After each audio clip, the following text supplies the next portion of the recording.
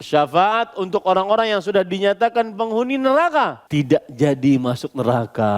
Allahu Akbar. Luar biasa. Karena dosanya setelah dihisab, setelah diberikan buku catatan amal, ditimbang, dosanya dinyatakan dia penghuni neraka. Pergi ke depan pintu neraka, dapat syafaat Rasulullah sallallahu alaihi wasallam, tidak jadi masuk neraka.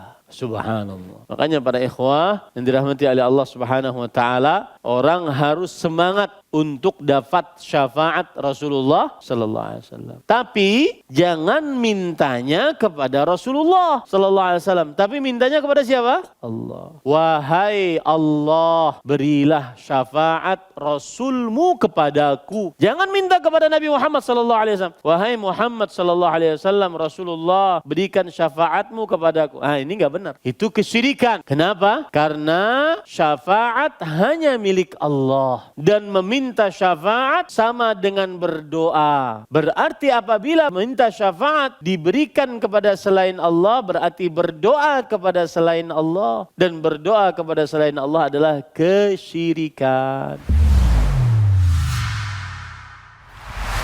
Assalamualaikum warahmatullahi wabarakatuh.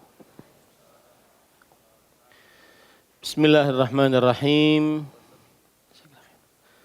Innal hamdalillah nahmaduhu wa nasta'inuhu wa nastaghfiruh wa na'udzu billahi min shururi anfusina wa sayyiati a'malina. Man yahdihillahu fala mudilla lahu wa man yudlil fala hadiya lahu. Wa ashhadu an la ilaha illallah wahdahu la syarika lahu wa ashhadu anna Muhammadan abduhu wa rasuluh. Ya ayyuhalladzina amanu taqullaha haqqa tuqatih wa la tamutunna illa wa antum muslimun. Ya ayyuhan nasu taqu rabbakumul ladzi khalaqakum min nafsin wahidah wa khalaqa minha zawjaha wa batha minhuma rijalan katsiran wa nisaa'a. اتقوا الله الذي تساءلون به والأرحام إن الله كان عليكم رقيبا. يا أيها الذين آمنوا اتقوا الله وقولوا قولا سديدا يصلح لكم أعمالكم ويغفر لكم ذنوبكم ومن يطع الله ورسوله فقد فاز فوزا عظيما. أما بعد، فإن أصدق الحديث كتاب الله وأحسن الهدي هدي محمد صلى الله عليه وعلى آله وسلم وشر الأمور محدثاتها وكل محدثة بدعة وكل بدعة ضلالة وكل ضلالة في النار. Alhamdulillah, kita bersyukur pada Allah Subhanahu wa taala pada hari ini, hari yang paling mulia di dalam sepekan, hari rayanya kaum muslimin setiap pekannya, Jumat 28 Rabiul Awal 1445 Hijriah. Kita dimudahkan oleh Allah Subhanahu wa taala untuk duduk bersama mengkaji kembali matan Al-Qawaidul Arba', 4 kaedah dasar memahami tauhid dan syirik, yang ditulis oleh Al-Imam Muhammad bin Abdul Wahhab An-Najdi rahimahullahu ta'ala. Salawat dan salam semoga selalu Allah berikan kepada Nabi kita Muhammad sallallahu alaihi wa alihi wasallam, pada keluarga beliau, para sahabat, serta orang-orang yang mengikuti beliau sampai hari kiamat kelak. Dengan nama-nama Allah yang husna dan sifat-sifatnya yang ulia, kita berdoa, Allahumma inna nas'aluka ilman nafi'an wa rizqan tayyiban wa amalan mutaqabbala. Allahumma amin. Ahibati fillah, afanillah wa iyyakum jamaah majelis Masjid Salman Al-Farisi yang senantiasa semoga Allah Subhanahu wa taala berikan afiat di dunia dan di akhirat. Pada kesempatan kali ini kita melanjutkan membaca Al-Qa'idah Ats-Tsaniyah, kaidah yang kedua. Dan pada pertemuan sebelumnya kita sudah sampai kepada pembicaraan tentang syafaat. Sebelumnya, karena 1 bulan kita lewat, kenapa sampai membicarakan tentang syafaat ini? Maka jawabannya adalah karena orang-orang yang berdoa kepada selain Allah Subhanahu wa taala, mereka mempunyai alasan bahwa kami berdoa dan menghadap kepada selain Allah Subhanahu wa taala untuk talabul qurbah wasyafa'ah, untuk meminta kedekatan kepada Allah Subhanahu wa taala sehingga doa cepat dikabulkan, dan untuk meminta syafaat yang akan kita pelajari pada kesempatan kali ini. Nah, dari sinilah akhirnya penulis Al-Imam Muhammad bin Abdul Wahhab rahimahullahu ta'ala akhirnya membicarakan tentang syafaat. Kita lanjut sekarang perkataan penulis, wasyafa'atu syafa'atan, syafa'atun manfiyatun wa syafa'atun muthbatatun. Fasyafa'atul manfiyah ma kanat tutlabu min ghairillah فيما لا يقدر عليه إلا الله. والدليل قوله تعالى يا أيها الذين آمنوا أنفقوا مما رزقناكم من قبل أن يأتي يوم لا بيع فيه ولا خلة ولا شفاعة والكافرون هم الظالمون. Artinya syafaat itu ada 2 macam. Syafaat yang tertolak dan syafaat yang diterima. Syafaat manfiyah adalah syafaat yang diminta kepada selain Allah pada perkara yang tidak mampu melakukannya kecuali Allah. Dalilnya adalah firman Allah Subhanahu wa taala dalam surat Al-Baqarah. Hai orang-orang yang beriman, belanjakanlah di jalan Allah sebagian dari rezeki yang telah kami berikan kepadamu sebelum datang hari yang pada hari itu tidak ada lagi jual beli, tidak ada lagi persahabatan yang akrab, tidak ada lagi syafaat. Nah, di situ ya. Dan orang-orang kafir itulah orang-orang yang zalim. Quran surat Al-Baqarah ayat 254. Kemudian penulis berkata lagi, wasyafa'atul muthbatah hiya allati tutlabu minallah. Wasyafi'u mukarramun bisyafa'ah wal masyfu'u lahu man radiyallahu qawlahu wa amalahu ba'dal idhni. Kama qala ta'ala man dzalladzi yashfa'u 'indahu illa bi'idznih.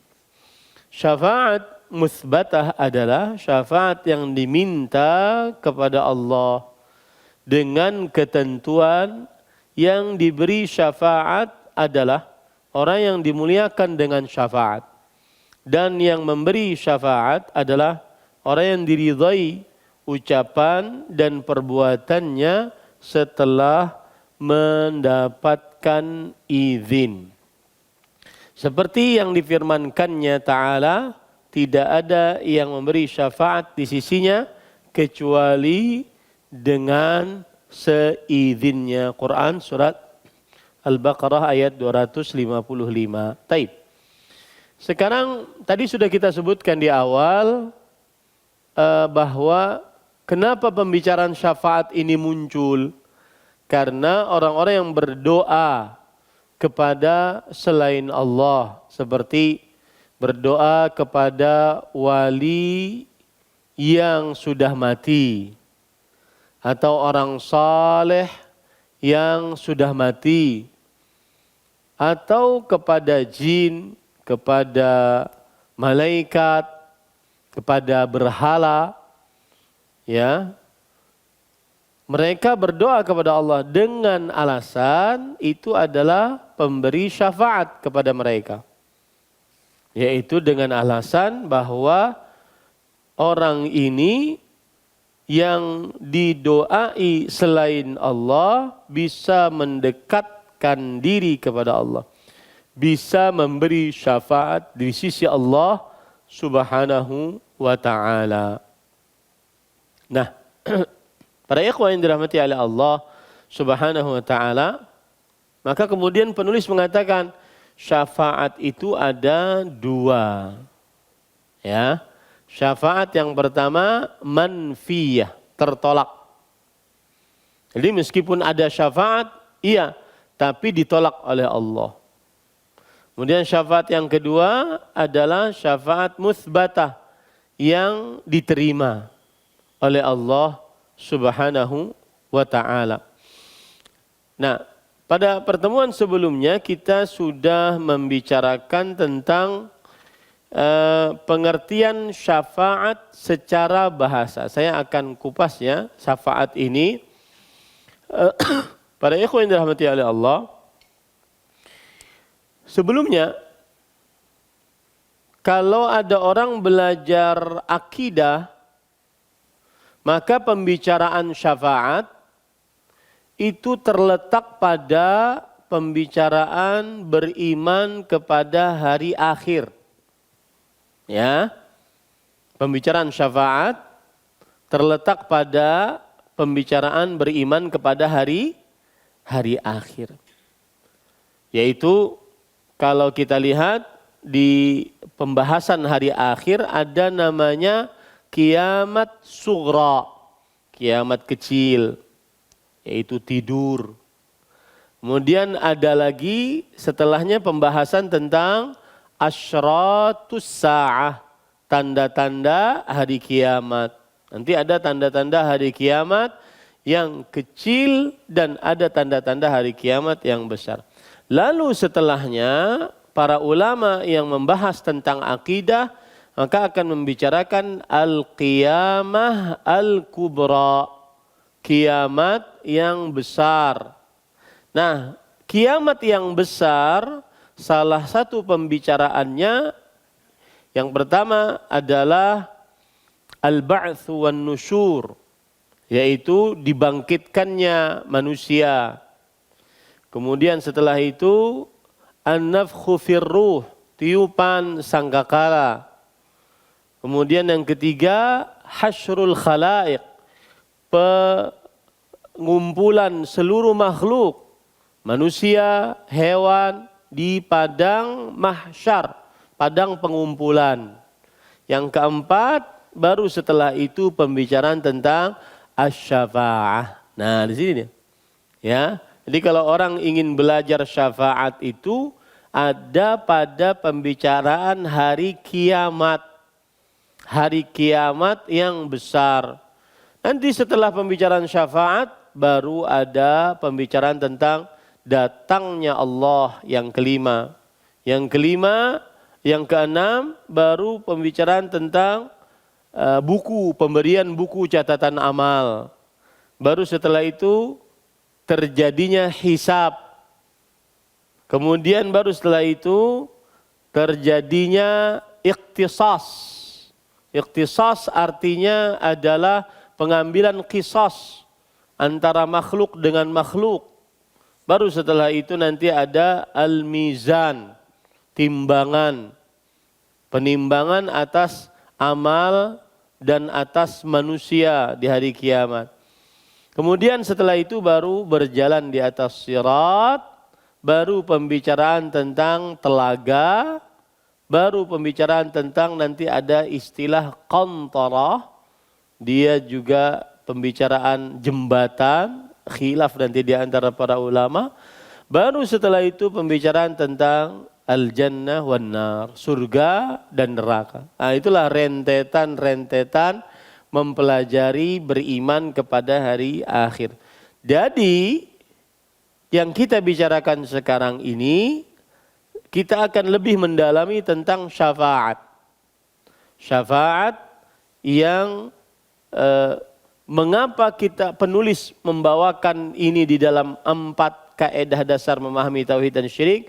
Karena di dalam kaedah yang kedua beliau mengatakan, orang-orang yang berdoa kepada selain Allah, mereka mempunyai alasan bahwa kami berdoa kepada selain Allah itu sebenarnya bukan berdoa kepada, beribadah kepada selain Allah. Kami hanya ingin menjadikan selain Allah itu pemberi syafaat kami di hadapan Allah. Pemberi syafaat kami di hadapan Allah Subhanahu wa ta'ala. Oleh karena itu kita lebih mendalami sekarang tentang syafaat. Syafaat secara bahasa al-indhimam ila akhar nasiran lahu wa sa'ilan anhu. Syafaat secara bahasa artinya adalah bergabung kepada yang lain untuk memberi pertolongan, untuk memberi kemenangan. Nah, itu syafaat secara bahasa, bergabung kepada yang lain. Jadi ada dua, yang satu bergabung kepada yang kedua agar yang satu bisa memberikan pertolongan dan juga kemenangan. Ini secara bahasa. Adapun arti syafaat secara istilah syariat, maka syafaat secara istilah syariat sudah kita sebutkan pada pertemuan sebelumnya adalah su'alul khair lil ghair. Artinya permintaan kebaikan untuk orang lain. Permintaan kebaikan untuk orang lain. Ada Allah, ada orang lain meminta kebaikan kepada Allah untuk orang lain.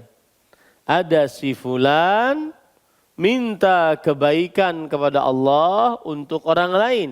Ada Nabi Muhammad sallallahu alaihi wasallam minta kebaikan kepada Allah untuk umatnya. Ah, itulah syafaat. Ya, pengertian syafaat disebutkan oleh para ulama rahimahumullahu taala, talabun nabi sallallahu alaihi wasallam au ghairihi minallah husula manfa'ah li ahadin minal khalq fid daril akhirah. Nabi Muhammad sallallahu alaihi wasallam atau selain beliau meminta kepada Allah kebaikan untuk seseorang di kehidupan akhirat. Itulah pengertian syafaat. Ya, itulah pengertian syafaat. Dan saya pernah gambar di sini tentang pengertian syafaat tersebut. Ya, jadi sistem syafaat adalah Allah Subhanahu wa taala, kemudian ada An-Nabi sallallahu alaihi wa ala alihi wasallam,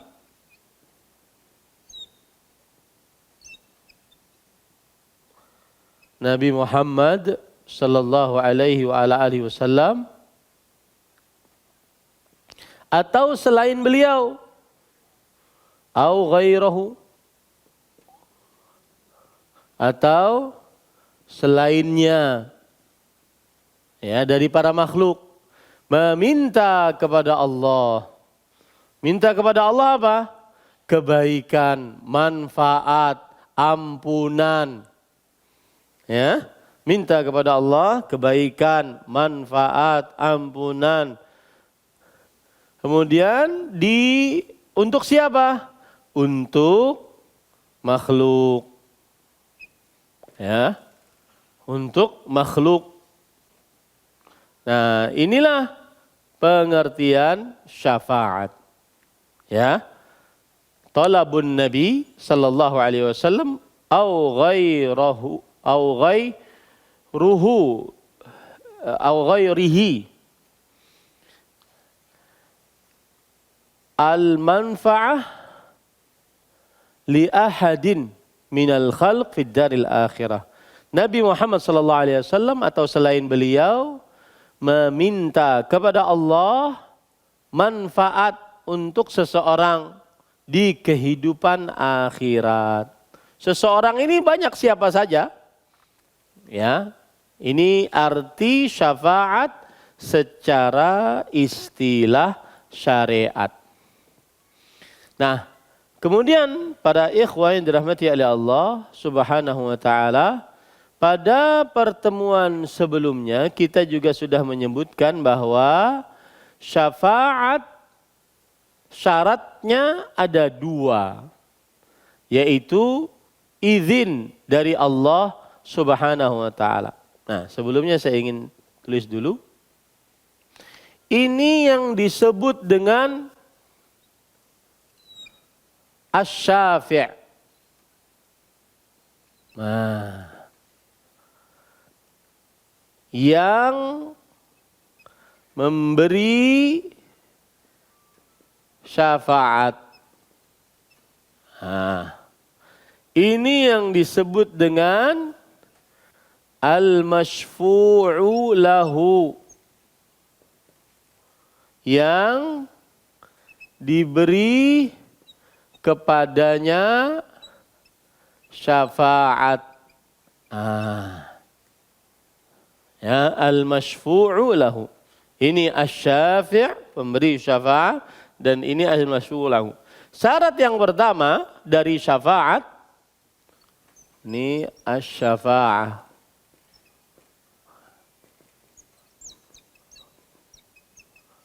Syarat syafaat yang pertama adalah al-izin minallah.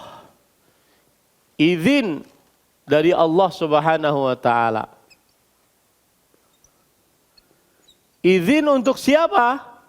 Izin untuk asy-syafi'. Lihat ya, subhanallah. Ini terlihat banget kuasa Allah.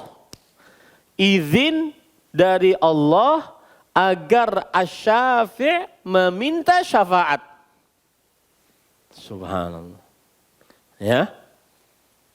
Izin dari Allah agar Nabi Muhammad SAW meminta syafaat kepada Allah untuk kebaikan makhluk.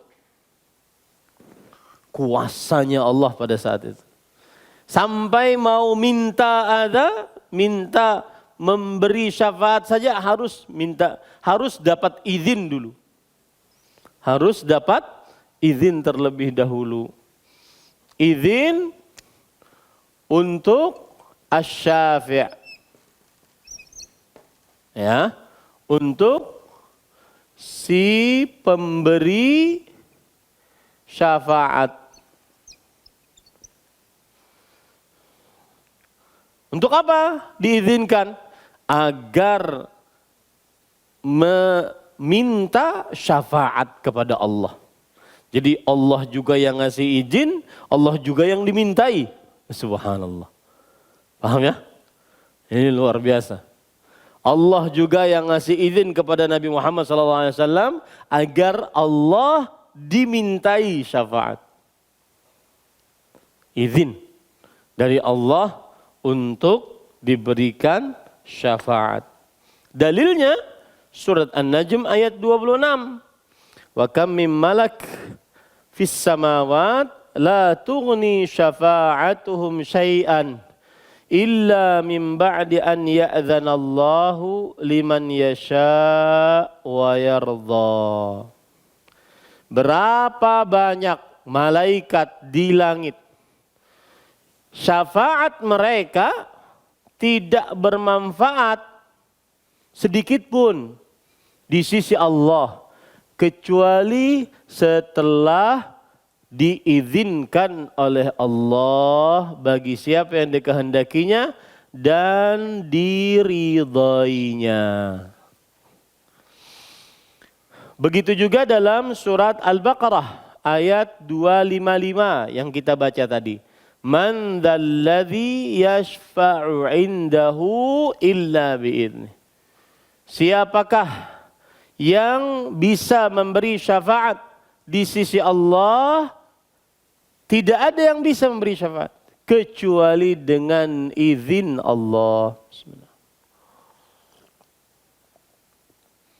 Kecuali dengan izin Allah Subhanahu wa ta'ala. Nah, ini para ikhwan yang dirahmati oleh Allah Subhanahu wa ta'ala. Maka pada saat itu harus yang memberi syafaat diizinkan oleh Allah Subhanahu wa ta'ala. Kemudian yang kedua, syarat dari syafaat adalah ridha. Baik untuk asy-syafi' atau al-masyfu'u lah. Baik bagi si pemberi syafaat atau yang diberikan kepadanya syafaat diridhai oleh Allah. Ya, diridhai oleh Allah Subhanahu wa ta'ala. Seperti dalam surat Al-Anbiya ayat 28. Wala yashfa'un illa liman irtada. Dan pemberi syafaat tidak bisa memberi syafaat kecuali bagi yang diridhai oleh Allah Subhanahu wa ta'ala. Ya, bagi yang diridhai oleh Allah Subhanahu wa ta'ala.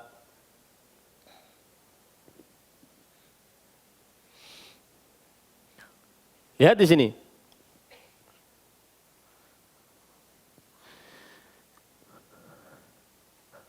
Yang kedua syaratnya adalah ar-ridha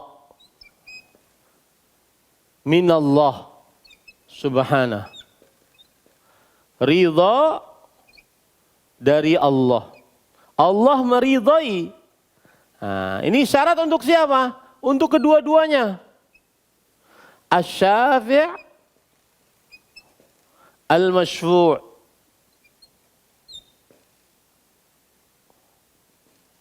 Ya, kedua-duanya diridhai oleh Allah Subhanahu wa ta'ala. Yang si pemberi syafaat, dalam hal ini Nabi Muhammad SAW dan yang lain-lainnya yang bisa memberi syafaat, malaikat, orang saleh, orang tua kepada anak, anak kepada orang tua, ya. Ya, syafi' harus diridhai oleh Allah Subhanahu wa ta'ala. Kalau tidak diridhai tidak bisa memberi syafaat. Ya, tidak bisa memberi syafaat itu maksudnya apa, Pak? Tidak bisa mendoakan ini kebaikan. Paham ya? Tidak bisa memberi syafaat itu maksudnya ini tidak bisa berdoa kepada Allah agar si ini diberi kebaikan. Itu enggak bisa. Berarti yang ini harus diridhai oleh Allah. Paham ya? Nah, yang kedua adalah al-masyfu'u lah. Di sini pun juga harus diridhai oleh Allah. Ya. Si penerima syafaat harus diridhai oleh Allah. Ya. Harus diridhai oleh Allah Subhanahu wa ta'ala. Jadi dua-duanya diridhai oleh Allah Subhanahu wa ta'ala. Coba perhatikan ayat dalam surah An-Najm ayat 26 tadi. Wa kam min malakin fis samawat la tughni syafa'atuhum syai'an illa min ba'di an ya'dzana Allah liman yasha wa yarda. Lihat ayatnya. Berapa banyak malaikat yang ada di langit? Di sini pemberi syafaat. Tidak bermanfaat syafaat mereka sedikit pun. Mereka tidak bisa meminta kepada Allah untuk kebaikan ini. Kecuali liman yasha min ba'di an ya'dzan Allah. Setelah Allah mengizinkan. Ini diizinkan oleh Allah. Diizinkan untuk apa? Untuk meminta kebaikan ke sini. Wa yardha, dan setelah Allah ridha kepada orang yang di sini. Ya, itu tadi surah An-Najm ayat 26 yang menunjukkan bahwa si syafi', si pemberi syafaat harus dapat izin dan harus dapat ridha. Harus dapat izin dan harus dapat ridha. Sedangkan dalil al-masyfu'ulah harus dapat ridha Allah. Apa? Yaitu Allah Subhanahu wa taala tadi berfirman, surat apa tadi? Al-Anbiya ayat 28. Wala yashfa'un illa liman irtadha. Para pemberi syafaat tidak bisa memberi syafaat ke sini, tidak bisa berdoa kepada Allah untuk kebaikan orang ini kecuali orang ini diridhai oleh Allah. 3 syarat terjadinya syafaat. Nah, timbul pertanyaan, ridho Allah akan didapat ketika ada tauhid.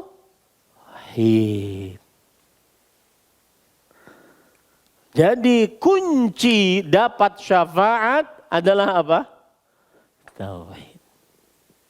Nah, begitu cara mekanisme sistem syafaat di hari kiamat. Ya, ini para ikhwah yang dirahmati oleh Allah Subhanahu wa taala. Nah,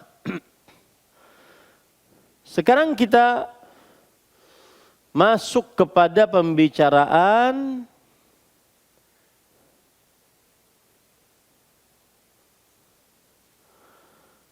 macam-macam syafaat yang kita baca tadi. Ya, macam-macam syafaat. Para ikhwah yang dirahmati oleh Allah Subhanahu wa taala, syafaat yang pertama disebutkan oleh penulis di sini syafaat manfiyah. Syafaat yang tertolak. Seperti apa? Syafaat yang tertolak adalah syafaat yang diminta kepada selain Allah. Nah, ini minta ini yang di sini mintanya bukan kepada Allah. Ini tertolak. Ya, ini tertolak. Syarat sudah ini saya hapus ya, biar ada gambaran perbandingan. Ini saya hapus di sini.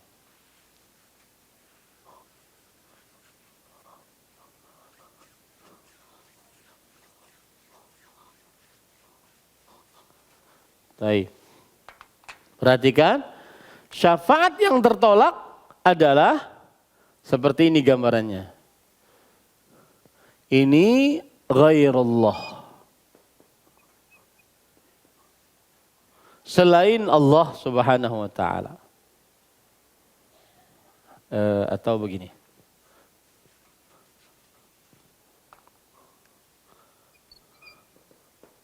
Ghairullah.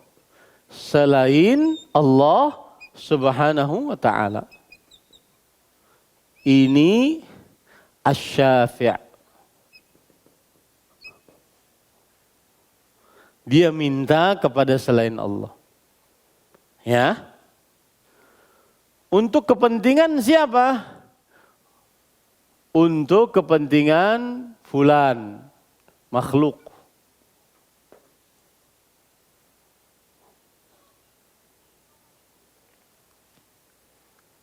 Enggak.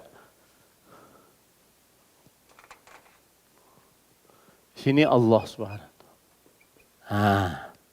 Dia minta kepada selain Allah sesuatu yang tidak disanggupi kecuali oleh Allah. Dia minta kepada selain Allah sesuatu yang tidak disanggupi kecuali oleh Allah. Maka ini syafaat tertolak. Bahasa penulis manfiyah, tidak diterima. Lihat gambarannya sangat berbeda dengan yang itu tadi. Ya. Ini tidak diterima. Tertolak. Minta kepada selain Allah sesuatu yang tidak disanggupi kecuali oleh Allah Subhanahu wa taala. Tapi yang ini punya alasan, mereka itu punya alasan. Alasannya apa? Ini orang wali Allah. Ini orang soleh. Ini nabi. Ini rasul. Ini malaikat. Ini soleh. Ini wali kutub. Wali badal. Wali santri. Wali murid. Ya. Dia punya kedudukan. Nah, dia ini nanti mendekatkan diri kepada Allah. Mendekatkan diri ini kepada Allah. Nah, ini syafaat yang tertolak. Ya, itu gambarannya. Itu syafaat yang tertolak.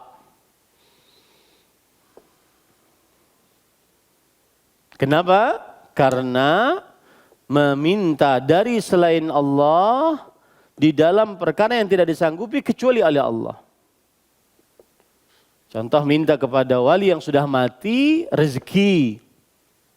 Minta wali kepada wali yang sudah mati anak, berkah,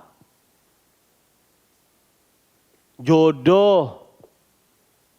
Ya, keperluan-keperluan manusia di dunia. Nah, ini contoh syafaat yang tertolak. Contoh syafaat yang tertolak yang kedua, syafaat untuk orang kafir. Nah, kembali ke sini. Yang minta muslim, minta kepada Allah. Yang minta syafaat atau yang memberi syafaat diizinkan oleh Allah, diridhai oleh Allah. Cuma yang ini tidak diridhai oleh Allah. Kenapa? Karena dia kafir. Contoh, anak masuk Islam. Bapaknya meninggal dalam kekafiran. Anaknya ingin memberi syafaat nanti pada hari kiamat kepada bapaknya yang meninggal dalam kekafiran. Maka tidak bisa. Ini contoh syafaat yang tertolak. Kenapa? Ah, siapa bisa jawab?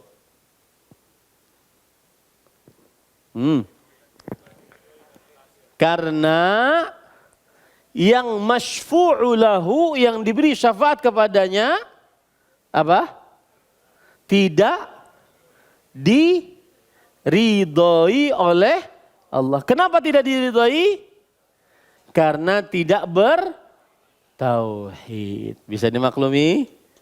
Ya, tadi. Jadi kalau boleh dilihat dari syarat, di sini ada 2, di sini 1. Sini syaratnya dapat izin dan diridhoi. Kalau ini syaratnya cuma diridhoi. Dan ridha Allah didapat hanya dengan tauhid. Ya. Hanya didapat dengan tauhid. Orang kafir tidak diridhoi. Nah, ini contoh yang kedua, syafaat yang tertolak. Ya, contoh yang pertama ini, contoh yang kedua ini, syafaat yang tertolak. Syafaat yang diminta untuk orang kafir. Contoh yang ketiga, syafaat tanpa izin Allah. Syafaat tanpa izin Allah Subhanahu wa taala. Ya. Orang yang memberi syafaat tidak diizinkan oleh Allah Subhanahu wa taala. Dalil-dalil tentang syafaat yang manfiyah adalah yang dibawakan oleh penulis di sini, surat Al-Baqarah ayat 254. Betul ya? Ya ayyuhalladzina amanu anfiqu mimma razaqnakum min qabli an ya'tiya yaumun la bay'un fihi wala khullatu wala syafa'ah wal kafiruna humudz zalimun. Wahai orang yang beriman, belanjakanlah di jalan Allah sebagian dari rezeki yang telah kami berikan kepada kalian. Sebelum datang hari yang pada hari itu tidak ada jual beli. Nanti di hari kiamat enggak ada jual beli. Tidak ada juga persahabatan yang akrab. Sahabat yang akrab enggak bisa memberi syafaat. Kenapa? Karena kalau tidak dibangun di atas iman. Kalau tidak dibangun di atas iman. Ya. Dan tidak ada lagi syafaat apapun. Ya. Nah, ini namanya syafaat manfiyah, syafaat yang tertolak. Karena ada kata-kata apa? Tidak ada lagi syafaat. Tertolak syafaatnya. Kenapa? Itu sebabnya tadi 3. Syafaatnya diminta kepada selain Allah, sesuatu yang tidak disanggupi kecuali oleh Allah. Syafaatnya diberikan kepada orang kafir, syafaatnya diberikan tanpa izin Allah Subhanahu wa taala. Nah, itu dia. Nah, kemudian syafaat jenis yang kedua adalah syafaat al-musbatah, syafaat yang diterima. Ya, syafaat yang diterima. Contoh-contoh syafaat yang diterima diantaranya syafaat Rasulullah untuk seluruh manusia agar dimulai hisab pada hari kiamat. Disebut dengan apa? Asy-syafa'atul uzma. Jadi ceritanya para ikhwah, setelah langit diganti dengan langit yang lain, bumi diganti dengan bumi yang lain, ini semuanya diganti oleh Allah. Dihancurkan rata oleh Allah, tidak ada satu tiang pun, rata serata-ratanya. Nah, kemudian Allah membangkitkan manusia. Lalu setelah itu, jadi awalnya kalau saya boleh ceritakan, awalnya tiupan sangkakala oleh malaikat Israfil. Ditiup sangkakala yang hidup pada saat itu dari manusia dan hewan seluruhnya mati. Binasa. Dan itu di hari kiamat dan itu di hari Jumat.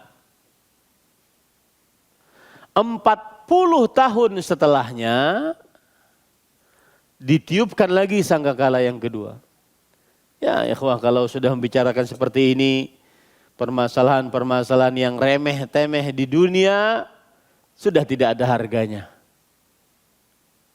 Ya, sudah tidak ada harganya. Wallahi tidak ada harganya.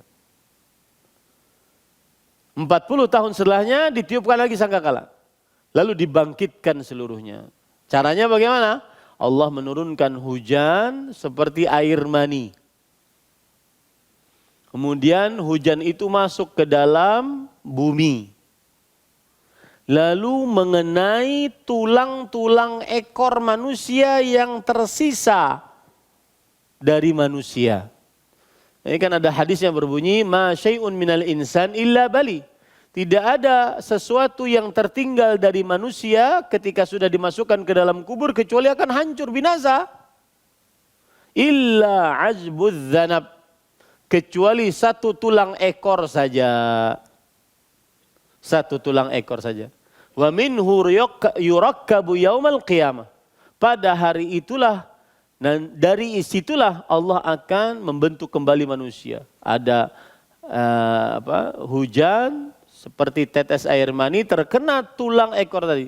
Kemudian membentuk kembali seperti manusia. Kama bada'nakum awwala khalqin nu'iduh. Ayatnya begitu. Kami mulai membentuk kalian sebagaimana kami menciptakannya dari awal. Subhanallah, pemandangan yang luar biasa. Seperti yang sudah saya ungkap tadi. Orang kalau sering-sering memikirkan ini, perkara-perkara yang dipersengketakan tentang dunia, apalagi cuma urusan 1 juta, 10 juta, 100 juta, 1 miliar, enggak ada harganya. Wallah enggak ada harganya. Toh akan semuanya seperti itu nanti. Lalu dibangkitkanlah dengan berbagai macam jenis kebangkitan. Ada yang saleh, ada yang tidak saleh. Ada yang kalau dia makan harta riba seperti orang gila dibangkitkan. Subhanallah.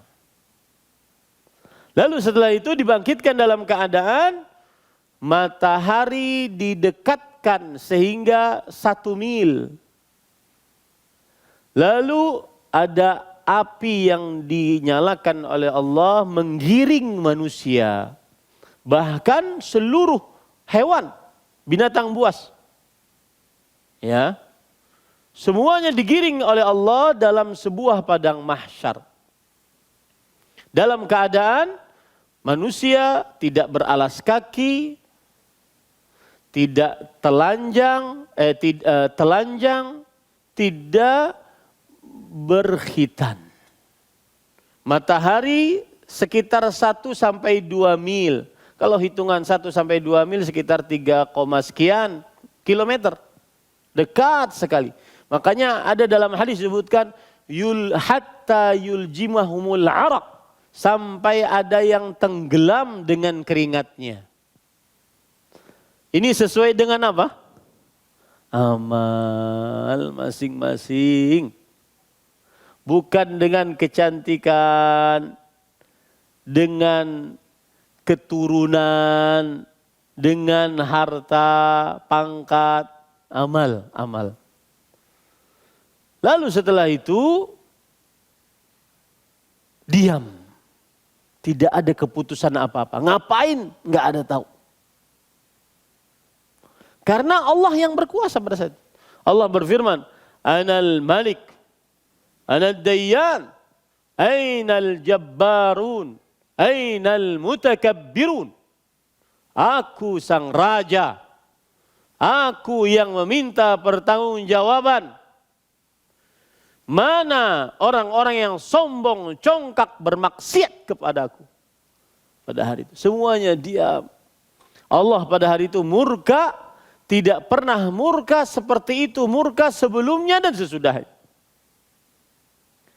Lalu lama manusia menunggu, tidak ada keputusan apa-apa. Akhirnya mereka pergi kepada Nabi Adam. Agar Nabi Adam berdoa kepada Allah. Meminta syafaat. Agar diizinkan memberi syafaat. Berdoa kepada Allah agar dimulai hisab. Mulai hisab aja. Karena waktu itu enggak ada keputusan apa-apa. Orang nunggu aja. Pergi Nabi Adam tidak bisa. Allah sekarang murka, tidak pernah murka seperti ini sebelumnya. Pergi kalian kepada selainku. Pergi kepada Nabi Ibrahim. Pergi kepada Nabi Musa, Nabi Isa, Nabi Nuh. Setelah Nabi Adam, Nabi Nuh, Nabi Ibrahim, Nabi Musa, Nabi Isa, Nabi Musa. Atau Nabi Musa, Nabi Isa. Semuanya mengatakan tidak bisa. Lalu mereka pergi kepada Nabi Muhammad sallallahu alaihi wasallam.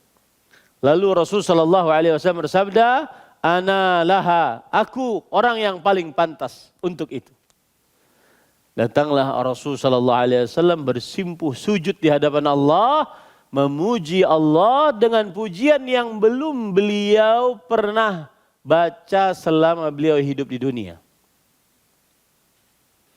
Kemudian ada suara yang berseru, "Ya Muhammad, irfa' ra'sak, washfa' tushaffa, wasal tu'ta."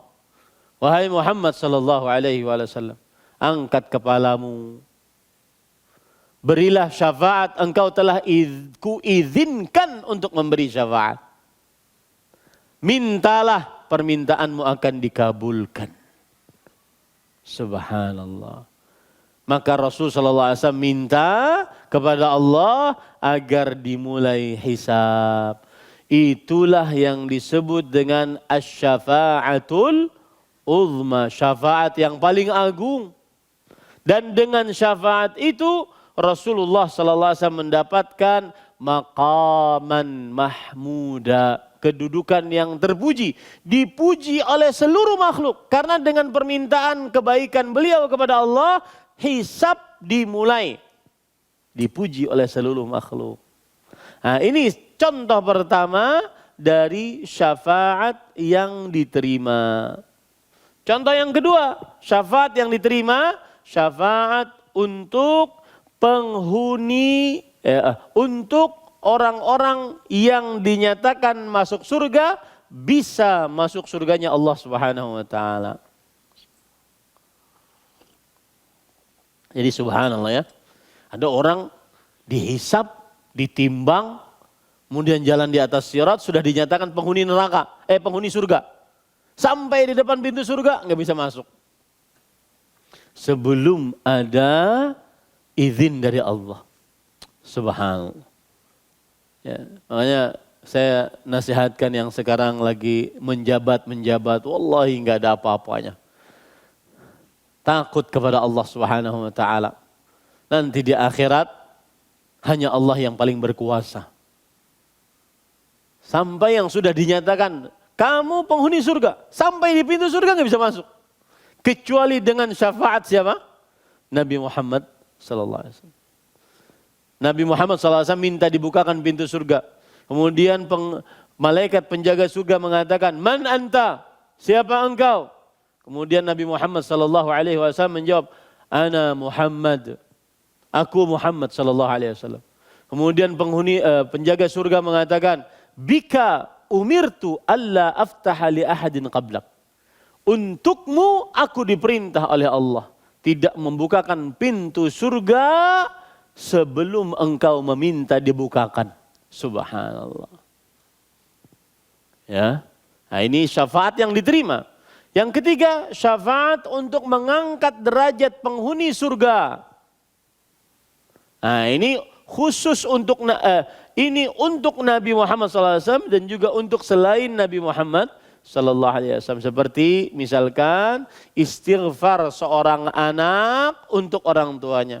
Ini bisa mengangkat kedudukan orang tuanya di dalam surga. Ini syafaat yang ketiga. Syafaat yang keempat adalah syafaat untuk orang-orang yang sudah dinyatakan penghuni neraka. Tidak jadi masuk neraka. Allahu Akbar. Luar biasa. Karena dosanya setelah dihisab, setelah diberikan buku catatan amal, ditimbang, dosanya dinyatakan dia penghuni neraka. Pergi ke depan pintu neraka. Dapat syafaat Rasulullah sallallahu alaihi wasallam, tidak jadi masuk neraka. Subhanallah. Makanya para ikhwah yang dirahmati oleh Allah Subhanahu wa taala, orang harus semangat untuk dapat syafaat Rasulullah sallallahu alaihi wasallam. Tapi jangan mintanya kepada Rasulullah sallallahu alaihi wasallam, tapi mintanya kepada siapa? Allah. Wahai Allah, berilah syafaat Rasulmu kepadaku. Jangan minta kepada Nabi Muhammad sallallahu alaihi wasallam. Wahai Muhammad sallallahu alaihi wasallam, Rasulullah, berikan syafaatmu kepadaku. Ah, ini enggak benar. Itu kesyirikan. Kenapa? Karena syafaat hanya milik Allah. Dan meminta syafaat sama dengan berdoa. Berarti apabila meminta syafaat diberikan kepada selain Allah, berarti berdoa kepada selain Allah. Dan berdoa kepada selain Allah adalah kesyirikan. Ya. Yang kelima, syafaat yang diterima adalah syafaat yang diberikan oleh Rasulullah SAW untuk pelaku dosa besar. Seperti pembunuh, pezina, minum khamar, berjudi, riba, dan dosa-dosa besar lainnya. Diberi syafaat oleh Rasulullah SAW setelah dapat izin dari Allah dan diridhai oleh Allah. Tapi ingat, pelaku dosa besar ini harus dia memiliki syarat. Apa syaratnya? ridha. Dan ridha Allah didapat dengan tauhid. Ustaz, mungkinkah orang pelaku dosa besar bertauhid? Ya mungkin. Ada yang riba tapi di atas tauhid. Minum khamar tapi tidak pernah melakukan kesyirikan. Berjudi, berzina, membunuh tapi tidak pernah melakukan kesyirikan. Dia melakukan dosa besar. Nah, makanya tauhid itu harga mati. Tauhid itu harga mati karena itu penyelamat. Penyelamat dunia akhirat. Yang keenam, syafaat Rasulullah SAW, dan ini khusus untuk Rasulullah SAW, syafaat Rasulullah SAW untuk pamannya Abu Talib. Ya, untuk pamannya Abu Talib di dalam di dalam keringanan siksa neraka Allah Subhanahu wa taala, ya. Di dalam keringanan siksa neraka Allah Subhanahu wa taala. Ini para ikhwah yang dirahmati oleh Allah Subhanahu wa taala. Abu Talib itu paman Nabi. Jadi saya hapus ini ya, biar ini kan beberapa hari yang lalu sibuk dengan tentang nasab Rasulullah dan juga nasab keturunan Rasulullah Sallallahu Alaihi Wasallam. Kalau kita ahlus sunnah yang bermanhaj salaf, maka kita tidak bingung karena kita memakai hadis Rasul yang berbunyi udzakkirukumullah fi ahli baiti. Yang artinya aku ingatkan kalian, kata Rasulullah SAW, kepada perintah-perintah Allah untuk berbuat baik kepada ahlu baitku, kepada kerabatku. Sekarang yang jadi pertanyaan, ahlu bait Rasulullah Sallallahu Alaihi Wasallam itu siapa? Gitu ya. Nah, para ikhwan yang dirahmati oleh Allah Subhanahu wa taala, kalau kita runut Nabi kita Muhammad sallallahu alaihi wasallam, saya tulis di atas saja biar enak. Sebenarnya kalau dari nasab kan dari atas ke bawah ya. Tapi karena tidak suka kita nulis Nabi Muhammad sallallahu alaihi wasallam di bawah, kita tulis di atas. Nabi Muhammad sallallahu alaihi wasallam, beliau adalah bin Abdullah.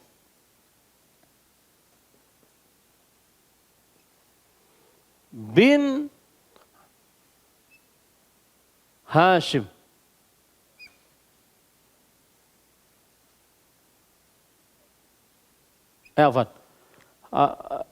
Abdul Muhammad bin Abdullah bin Abdul Muttalib. Salah saya. Bin Hashim. Bin Abdi Manab. Bin Qusay, bin Kilab, bin Murrah, bin Ka'ab, bin Lu'ay, bin Ghalib, bin Fihir. Fihir itulah Quraisy. Fihir itulah Quraisy. Fihir adalah kakek Nabi yang ke-10. Nah, Muhammad bin Abdullah bin Abdul Muttalib. Abdul Muttalib memiliki banyak anak. Di antaranya Abdullah, kemudian Abu Talib. Kemudian di sini ada Hamzah. Di sini ada Al-Abbas bin Abdul Muttalib. Di sini ada Al-Harith. Dan ini masuk Islam. Ini adalah masuk Islam. Nah, nanti banyak di sini nih. Ya, anak-anak dari Abdul Muttalib. Nah, ahlu bait Rasulullah sallallahu alaihi wasallam yang pertama adalah alu Al-Abbas. Keluarga Al-Abbas bin Abdul Muttalib. Di antaranya anak paman Rasul sallallahu alaihi wasallam, Abdullah bin Abbas. Keluarga Nabi yang pertama adalah Alu Al-Abbas. Keluarga Abbas. Keluarga Nabi yang kedua adalah Alu. Nanti di sini ada anak-anak dari Abu Talib. Di antaranya Ali bin Abi Talib. Ini adalah Alu Ali. Ini keluarga Rasulullah sallallahu alaihi wasallam. Kemudian Alu Aqil. Aqil bin Abi Talib. Abi Talib. Ya. Ini juga keluarga Rasulullah sallallahu alaihi wa ala alihi wasallam. Nanti di sini ada Abu siapa? Abu Lahab. Abu Lahab itu paman Nabi Muhammad sallallahu alaihi wasallam. Ya. Fir'aun hadhil ummah. Fir'aun umat ini. Itu paman Nabi Muhammad sallallahu alaihi wasallam. Nah, Alu Abbas, Alu Ali, Alu Aqil, kemudian Alu Hashim, yaitu keturunan Hashim yang masuk dalam agama Islam, beriman dan mati dalam keimanan. Ini keluarga Nabi Muhammad sallallahu alaihi wasallam. Lalu keluarga Nabi juga adalah zaujatun Nabi sallallahu alaihi wasallam radhiyallahu anhunna. Siapa itu? Khadijah. Dan Khadijah satu-satunya istri Nabi yang memiliki anak. Anak beliau yang pertama adalah Zainab. Kemudian yang kedua adalah Ruqayyah. Yang ketiga adalah Ummu Kulthum. Yang keempat adalah Fatimah. Zainab menikah dengan Ibnu Abil As. Memiliki anak 4. Ya, memiliki anak 4. Yang pertama adalah namanya Muhammad, Ruqayyah, Ummu Kulthum. Ya. Kemudian Ruqayyah menikah dengan Utsman bin Affan. Memiliki anak namanya Abdullah. Kemudian Fatimah dan Ummu Kulthum menikah dengan Utsman karena Ruqayyah meninggal, menikah lagi dengan Utsman bin Affan. Fatimah menikah dengan Ali bin Abi Thalib. Memiliki anak siapa? Al-Hasan, Al-Husain. Kemudian Ali dan seterusnya. Ya. Saya cek dulu, takut salah. Jadi Zainab menikah dengan Ibnu Abil As, mendapatkan anak Ali, Umamah, Yahya, Muhammad. Oh ini terbalik saya. Ali, Umamah, Yahya, Muhammad. Sini.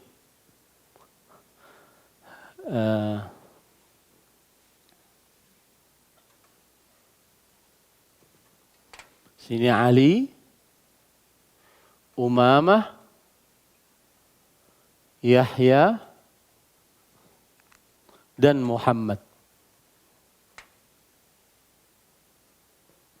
4 anaknya. Kemudian di sini Al-Husain, Al-Hasan, kemudian Ruqayyah, Zainab, Ruqayyah, Ummu Kulthum. Seperti itu. Nah, ini keluarga Nabi Muhammad sallallahu alaihi wasallam. Karena berasal dari istri beliau. Dan istri-istri beliau yang lain, ini 1, 2, Saudah binti Zam'ah. 3, Aisyah radhiyallahu anha. 4, Safiyah. Kemudian 5, Zainab. 6, Zainab binti Jahsh, Zainab bintil Harith. Ya. Kemudian yang ke-7 Maimunah. Yang ke-8 Ramlah. Yang ke-9 Ummu Salamah. Ada 11 dari istri Nabi Muhammad sallallahu alaihi wa ala alihi wasallam. Juwairiyah tambahannya. Ya. Kemudian setelah itu Ummu Habib, Ramlah Ummu Habib sudah. Hafsah belum. Hafsah binti Umar bin Khattab radhiyallahu an. Nah, itu semua adalah Ahlul Bait Nabi Muhammad sallallahu alaihi wa ala alihi wasallam. Nah, itu tadi kenapa kita ke situ, karena membicarakan syafaat yang diterima, yaitu apa? Syafaat untuk siapa yang ke-6? Paman Nabi. Siapa beliau? Abu Talib.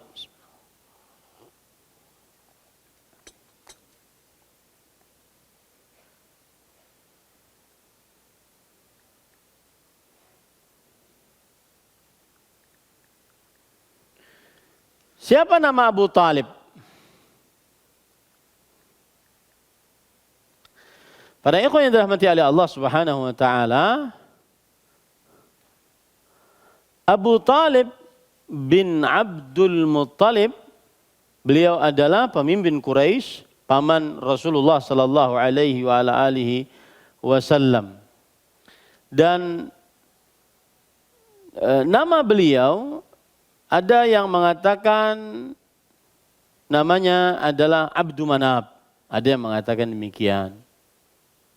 Ada yang mengatakan namanya adalah Imran. Ya, jadi khilaf di antara para ulama sejarah tentang Abu Talib. Ya, khilaf. Nah. Kemudian syafaat selanjutnya yang tetap, yang ke-7, syafaat untuk orang-orang yang masuk surga tanpa hisab. Mudah-mudahan kita semua mendapatkannya. Yang ke-8, syafaat Rasulullah SAW untuk penduduk kota Madinah yang mati meninggal di kota Madinah akan mendapatkan syafaat Rasulullah SAW, yaitu ampunan dari Allah Subhanahu wa taala.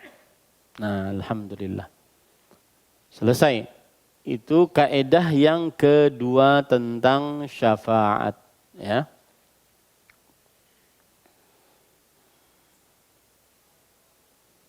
Nah, cukup kiranya pada ikhwan yang dirahmati oleh Allah Subhanahu wa taala.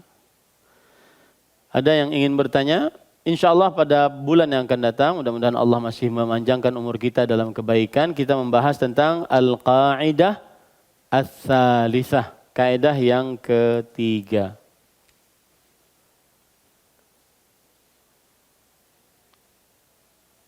Nah, silakan. Mau Pak Ustadz. Tadi kan mengenai syafaat itu Pak Ustadz kan, itu harus berdasarkan dari izin dan ridho dari Allah Subhanahu wa taala Pak Ustadz ya. Terus utamanya ketauhidan itu Pak Ustadz. Nah, yang saya ingin tanyakan, kalau para ulama atau syuhada itu kira-kira kalau memang berdasarkan berdiri di atas ketauhidan itu bisa nggak gitu memberikan suatu syafaat gitu Pak Ustadz kepada keluarga? Iya. Insya Allah. Waalaikumsalam warahmatullahi wabarakatuh. Waalaikumsalam warahmatullahi wabarakatuh. Para orang-orang yang mati syahid, mereka akan memberikan syafaat kepada keluarganya. Ya, kepada keluarganya. Ada hadis Rasul sallallahu alaihi wasallam yang menyebutkan akan hal itu, yaitu yashfa'u syahid fi sab'ina min ahli baitih. Orang yang mati syahid akan memberikan syafaat pada 70 orang dari kerabatnya. Hadis sahih diriwayatkan oleh Imam Abu Dawud. Ya, diriwayatkan oleh Imam Abu Dawud. Makanya para ulama mengatakan, "Ma min nabiyyin illa lahu syafa'ah, wa kadzalika as-siddiqun wasyuhada wassalihun."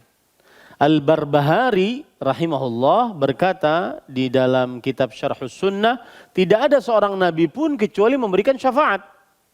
Demikian pula orang-orang yang siddiq, yang selalu membenarkan syariat Islam. Dan demikian pula orang-orang yang mati syahid. Dan demikian pula orang-orang yang saleh. Nah ini para ikhwah. Wallahu a'lam. Nah, silakan.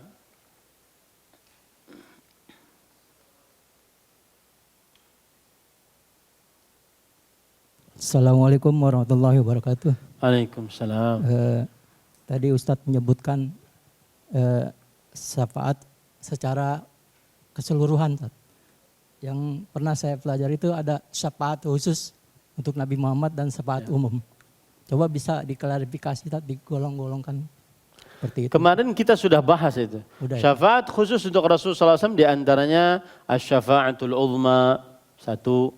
Yang kedua, syafaat untuk paman Nabi Muhammad SAW, dua.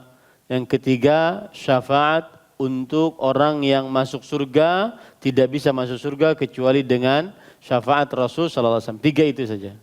Setelahnya, selainnya syafaat Nabi dan juga selain Nabi Muhammad SAW. Wallahu a'lam. Satu lagi, nasab tadi, Ustadz, kan ada yang seibu dengan orang tua Rasulullah. Ada yang? Kadang seibu, maksudnya dari anak Abdul Muthalib seibu dengan Abdullah gitu. Ayahnya Rasulullah. Dan ada ibu tirinya kan, Ustaz. Maksudnya yang mana aja gitu, Ustaz, digolongkannya. Dari anak-anaknya Abdul Muthalib itu kan banyak istrinya. Ya, yang seibu dengan Nabi Muhammad siapa aja gitu. Yang seibu, yang ibunya yang sebapak, Aminah. Yang sebapak Abdullah. Yang sebapak Abdullah. Ibunya maksudnya ibunya Abdullah itu yang seibu gitu, Pak. Misalnya kalau nggak salah Hamzah yang seibu. Saya tidak tahu. Yang disebutkan oleh para ulama rahimahumullah ta'ala tentang Ahlul Bait adalah zaujatun Nabi SAW, istri-istri Nabi dan keturunannya. Kemudian Alu Aqil, Alu Ali, Alu Abbas, Alu Ja'far. Nah itu saja. Yang selainnya saya tidak tahu. Ya pernah kan. Saya tidak tahu. Ya, enggak, saya tidak tahu. Abu Thalib kenapa dipelihara, Nabi itu dipelihara dengan Abu Thalib. Karena mereka seibu gitu Pak. Dengan Abdullah, ayahnya Nabi. Jadi lebih dekat daripada yang lain seperti Abu Lahab misalkan. Ya, Bapak kalau mau beritahu, tapi saya enggak tahu. Enggak pernah ikut kajian. Saya tidak itu. tahu. Ya. Assalamualaikum warahmatullahi wabarakatuh. Waalaikumsalam warahmatullahi wabarakatuh. Nah, silakan. Assalamualaikum warahmatullahi wabarakatuh.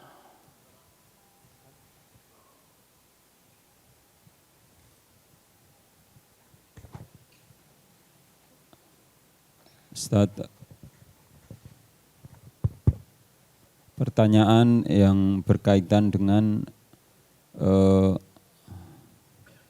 wasiat atau perintah Rasulullah SAW untuk kita memuliakan ahlul bait beliau. Nah, bagaimana korelasi dengan untuk saat ini? Karena kita ingin sekali untuk memuliakan ahlul bait. Namun pada kenyataannya pada zaman saat ini banyak yang mengatakan bahwa mereka ahlul bait, sementara kita tidak tahu dengan pasti. Bagaimanakah cara kita untuk memuliakan dari Ahlul Bait ini yang dimaksud Ustaz? Jazakumullah khairan Ustaz. Bismillah, walhamdulillah, wassalatu wassalamu ala rasulillah wa ala alihi wa ashabihi wa man walah, amma ba'd. Tugas kita gampang. Tugas kita adalah memuliakan Ahlul Bait yang tersebar di masyarakat bahwa dia Ahlul Bait, muliakanlah. Misalkan dia mengaku sebagai Ahlul Bait, pengakuan dia itu terhadap dia. Tugas kita memuliakan tanpa ifrat atau tafrid, tanpa sikap ghulu berlebih-lebihan, mengagungkan daripada sewajarnya atau meremehkan. Tugas kita seperti itu. Adapun seseorang bersusah payah untuk, oh dia ngaku Ahlul Bait, benar nggak ya? Coba kita cek nasabnya, bla bla bla bla bla. Maka tidak diperlukan hal seperti itu. Yang tersebar di masyarakat, dia sebagai Ahlul Bait, maka dimuliakan. Kita terkadang terlalu ta'ammuk, berlebihan, mendalami si fulan adalah Ahlul Bait atau tidak. Karena biasanya keturunan Nabi Muhammad SAW sangat menjaga keturunannya. Maka pada saat uji yang tersebar, misalkan di sini ada Ahlul Bait, kita terima. Adapun dia berdusta, itu urusan dia. Ya, tugas kita memuliakan yang dianggap sebagai Ahlul Bait. Tapi tadi kita tidak ghulu, membenarkan kesalahannya yang menyimpang dari syariat Islam atau melebihkan kedudukannya daripada yang telah didudukan oleh Allah dan Rasulnya. Jadi tugas kita lebih kepada memuliakan tanpa ghulu, tanpa merendahkan. Adapun meneliti, maka itu ada tugasnya masing-masing. Ya, apa yang terjadi di dunia sekarang atau terutama di daerah Indonesia ini, perselisihan tentang bahwa keturunan ini termasuk Ahlul Bait atau tidak, maka itu tidak masuk ke dalamnya. Kita tugasnya memuliakan Ahlul Bait, ya, memuliakan Ahlul Bait. Kalau dia dikenal sebagai Ahlul Bait dan dia bertanggung jawab atas dirinya sebagai Ahlul Bait, kita muliakan. Adapun mendalami apakah kamu benar-benar keturunanmu sampai mana, itu urusan yang mengaku. Karena Rasul SAW bersabda, al-bayyinah 'alal mudda'i wal yamin 'ala man ankar. Yang mengaku harus mendatangkan bukti, dan yang dituduh tidak benar harus mengingkari dengan bersumpah. Nah, seperti itu. Wallahu a'lam.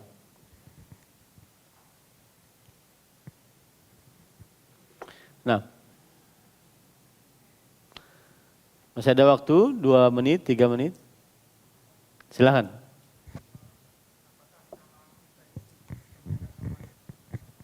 Apakah amalan kita bisa memberikan syafaat? Ini sudah kita bahas pada pertemuan sebelumnya. Ada amalan yang bisa memberikan syafaat, di antaranya puasa dan Quran, membaca Al-Quran. Rasul sallallahu alaihi wasallam bersabda, "As-siyamu wal Qur'anu yashfa'ani yaumal qiyamah." Puasa dan membaca Al-Quran, kedua-duanya akan memberikan syafaat pada hari kiamat. Bagaimana prosesnya? Puasa akan datang kepada Allah, seperti gambar tadi. Puasa akan datang kepada Allah. Kemudian berkata, "I Rabbi, mana'tuhu ta'ama wasyaraba bin nahar, fasyaffi'ni fih." Wahai Rabbku, aku tahan dia untuk makan, minum, dan syahwat di siang hari. Maka ampuni dosanya. Nah, itu amalan puasa bisa memberikan syafaat. Amalan yang lain membaca Al-Quran. Pembacaan Al-Quran nanti akan datang kepada Allah dan berdoa. I Rabbi mana'tuhun nauma bil-lail, fasyaffi'ni fih. Wahai Rabbku, aku larang dia untuk tidur di malam hari karena membacaku. Menunjukkan bahwa pembacaan Al-Quran itu di malam hari. Maka ampuni dosanya. Nah, itu namanya pemberian syafaat dengan amalan. Termasuk amalan mati syahid. Termasuk amalan istighfar dari anak untuk orang tua. Dan masih banyak lain. Karena kita judulnya ini bukan mempelajari tentang syafaat. Ya. Ini hanya sekilas gitu tentang syafaatnya. Wallahu a'lam. Ini yang bisa disampaikan, sudah adzan. Subhanakallah bihamdik asyhadu an la ilaha illa anta astaghfiruka wa atubu ilaik. Wa sallallahu nabiyana Muhammad walhamdulillahi rabbil alamin. Wassalamualaikum warahmatullahi wabarakatuh.